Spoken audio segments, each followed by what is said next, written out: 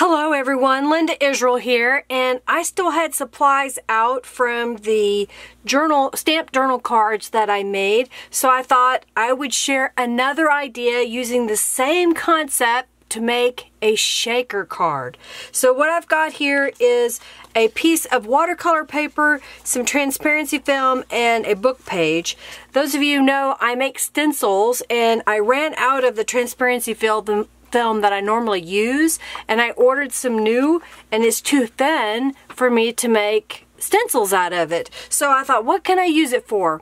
I thought I would show you how to make a shaker card, a pretty simple one. Now, the first thing that I'm going to do is I'm going to take this little piece here and we're going to stamp on it. I've got a little tray with a square stamp. Now, if you don't have a square stamp, and I believe this has been discontinued, you could get the bottom of a solid food tray. You could use some fun foam, find an object like a block around your house. It won't be perfect, but for what we're doing, it'll be a neat idea. So what we're going to do is take some Tattered Angels Glimmer Mist in Curious and spray that on this palette. 2 squirts is really enough, and then I'm going to take this stamp and then just press it into that ink now that I've made it out of the Tattered Angels. And then I'm going to press this into the center of this dictionary page. And I'm just pressing straight down, and I'm letting it sit for a moment so that that glimmer mist can transfer to the paper. And then when I lift it up, it has this really unusual watercolor effect. At least that's what I think. So I'm going to use my heat tool and dry this. I can wait for it to air dry, but I'm in a hurry. So doesn't that look really cool? It has a neat background to it. So the next thing I'm going to do is I want to stamp on top of this.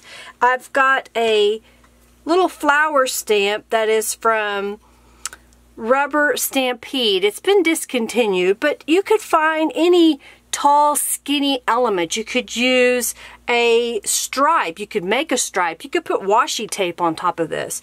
But this is the idea of, if you have stamps, how to think about them differently and use them. So I've got some distressed ink and Dusty Concord, and I'm going to ink up the top portion where the flowers are, and I know that there's a couple little spots that have some flowers at the bottom.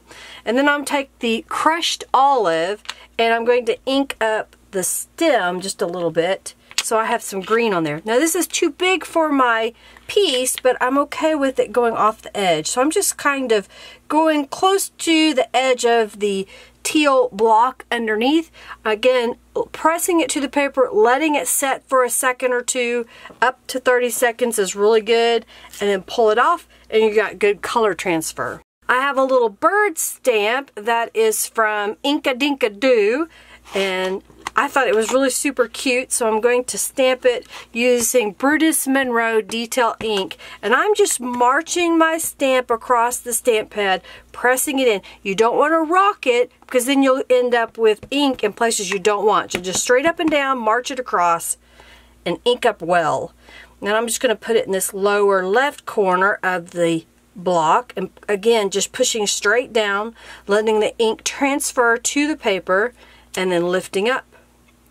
I have another Inka Dinka Doo stamp that's postmarks. I'm going to do the same thing. March it across the ink pad, ink it up, and then I'm going to add it right about there. So there's all my layering pieces that I want to stamp on top of here. Now I'm going to use some distress ink and add some color to the edges. So I've just got a little piece of cardboard here that I use when I don't want to mess up my work surface, and I'm just going to go right around the edge and just add a little dark brown or vintage photo all the way around it. That gives it a vintage look. It'll also make it consistent with the other stamped elements that I've made.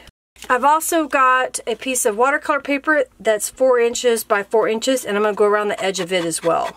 I'm going to use the best glue ever, and I have a really fine nozzle point on here, and I'm going to put a little bit of glue on the back side of this dictionary page because I don't want it to move on me when I go to put the transparency on top. Now if you don't have transparency, you could use a piece of packaging, a clear packaging. You could use a cellophane envelope. Maybe you got something that you purchased in that. You could use that. It's pretty sturdy to be able to do the technique of using it for transparency film. Alright, so I've got that glued down. The next thing I need to do is put the transparency in place, but I just noticed that there are fingerprints on here. So I'm going to use the Perfect cleaning cloth. It's a, I don't know if it's actually microfibers, but it's just got a neat feel to it. And I'm just going to rub this transparency to remove any fingerprints. And then I'm going to flip it over and do the other side as well. So now the fingerprints are gone. I'm going to go ahead and layer this on top of my little bird image. And what I'm going to do with mine, because I have a sewing machine, is I'm going to sew all the way around. If you don't have a sewing machine, you could wrap it with washi tape over the edges. But I'm going to sew, so I'm going to begin with making 3 edges with a zigzag stitch, and then I'll be back. So I have stitched on 3 sides of this, so that leaves an opening at the top, and I will use that opening to fill my shaker card. Now, what I've learned about shaker cards over the many years that I've made them, it is best to have something to help things move around. It's kind of like the fluid to help it move. And I found that if you can find little bitty micro beads or glass beads, that is the biggest help. And they don't have to be very big. You can get them all over the place. If I have a link, I will share it. I'm just going to dump some in there. That's probably more than enough. I'm going to dump some out because I got way too much. That's a little better. And then the next thing I'm going to do is I've got some glitter here. So this is from Michael's, I guess. I probably got it on sale. I have a bunch of glitter, and sometimes I forget to get it out and use it. Alright, so I've got this glitter out, and then I've got a little spoon here. So I'm just going to reach in here and get a nice healthy spoonful of glitter and dump that in. Then I have these little sequins, and they're from Michael's, probably around Christmas time when I was working on a project. So I'm going to dump a few of those in there. And then I had, I don't know how many years ago this was, but I have these butterfly confetti that I think I was in a swap, or I bought it when you could go to party supply stores and you could get all kinds of confetti. So I found these with butterflies that were pink, and I thought they went really well in here. So now I'm going to go back to my sewing machine and do a zigzag stitch across there. Alright, well, it's turning out pretty stinking cute, I think. You've got the pieces that move. If you tap it, you get some of the glitter down or at the top, shimmery.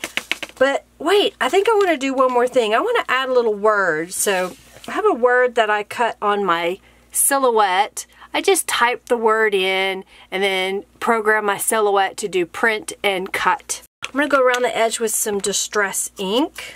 And then I'm going to use the best glue ever. And I'm going to put a pretty generous amount because it's going to be sticking to plastic, which is non-porous. And I want there to be enough glue to hold this in place and it won't pop off. So we got a nice little amount of glue there. And I'm going to place this in this corner down here and just press that down. And it doesn't take very long for this to dry, so I don't have to worry about it moving too soon. But isn't that cute? I love it. And I know you're getting a glare every once in a while, but it's just really neat because you can obliterate the whole scene. You can't see it, and if you tap it down, then you can see the image, and it just has pretty shimmer to it.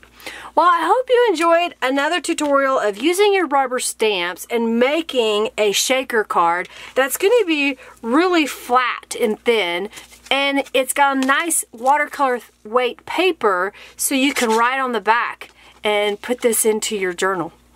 If you like this video, give it a thumbs up, share it with your friends, and of course comment below if you have any questions, and if you have some needs of help, that you're working on some stuff and you need an idea of how to, give me the scenario. What are you wanting?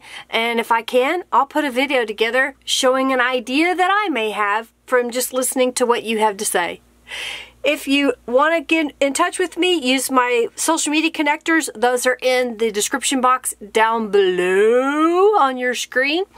And I also have my Facebook group there, as well as the blog post. And the blog post will have more information if you would like the details of the names of the stamps and whatnot. Alright everyone, thanks so much for watching. Make sure you subscribe and hit that notification bell on the top. And have a fantabulous day. Bye.